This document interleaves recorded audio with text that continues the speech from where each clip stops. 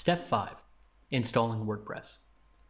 So, we've created our database, set up our subdomain, and uploaded our files. Now it's time to connect the files to the database and get things rolling. Go to your website address, which is your subdomain address, subdomain.yourdomain.com. For our example, we use Dragonfly Mac as our subdomain, so our address is dragonflymac.dragonflydesign.eu. Click the Create a Configuration button.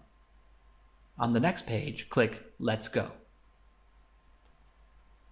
Enter in the name of the database you created into the database name field. Remember to put in the full name, cPanel username _ database name. Enter in the database user you created. Make sure to put in cPanel username _ username.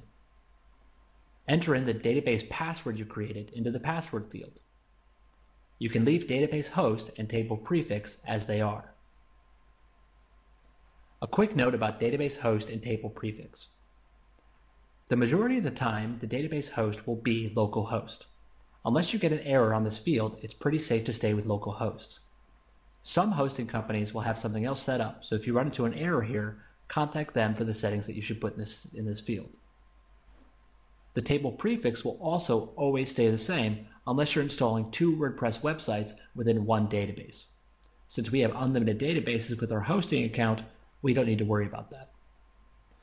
Once you've submitted all of your information, click the Submit button. WordPress should then show you a confirmation screen that WordPress can communicate with your database. Click the Run the Install button. Now we're going to set up the settings for our site. A quick note before we start. In a moment, we're going to be creating a username for the admin account for our website. This is the administrator username you'll use to log in and make changes to your website. During this step, you should always leave this as admin. You can create additional vanity usernames to log in with later and manage content. So for example, if you want to add blogs and posts under the name Jack, you can create this admin user later. But when starting and installing your site, it's usually better to leave this as the default. We'll show you how to add and create new users later in this guide. Now let's put in your WordPress settings. Enter in the title of your site into the site title field. Enter in the username of the administration account you want to use to manage WordPress. Enter in the password you'd like to use with this admin account into both password fields. Enter in the email address you'd like to associate with the site. WordPress will use this email to notify you of events. Under Privacy, while building or creating a site, you should leave this box unchecked. We'll show you how to change this later in the settings part of the tutorial. You should only check this box when you're ready to go live with your website. This allows search engines to crawl and display your page in search results, which you only want to allow when your site is ready to be seen. Since I don't want anyone stumbling across my tutorial websites, I'm going to keep it deselected.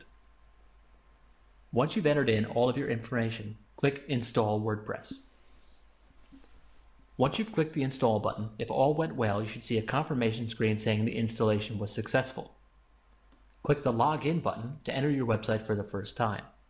You'll be asked for the username and passwords you just entered. Enter in your information and click Login. Once you click Login, you'll be brought to your new website dashboard.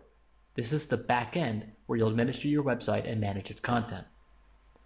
To view the front end of the site, in the top left of the screen, you'll see your site title.